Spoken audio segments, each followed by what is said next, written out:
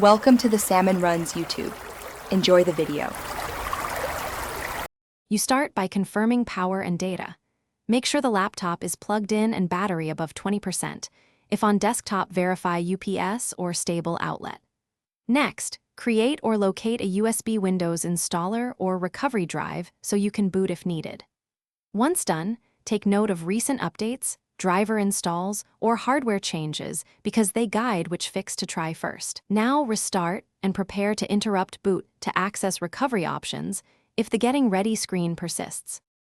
You'll now access Windows Recovery Environment, interrupt boot 3 times or boot from your USB installer and choose Repair Your Computer. Once in, try Startup Repair first because it targets corrupt boot components automatically. If that fails, enter Safe Mode to load minimal drivers and run diagnostics. Safe Mode helps isolate driver or service conflicts. If you can open Command Prompt, run sfc/scano, and then dism/online/cleanupimage/restore-health to repair system files. These commands fix corrupted components that block normal startup. You finish by restoring system state or reinstalling if repairs fail.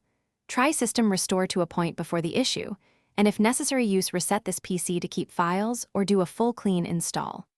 Make sure to disconnect recent hardware changes and test with minimal peripherals.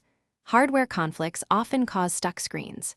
If the problem persists, gather logs from Event Viewer or Minidump, then perform an offline image restore or clean install. One key tip: if a clean install is needed, back up user data first. Thanks for watching. Consider subscribing if we helped you.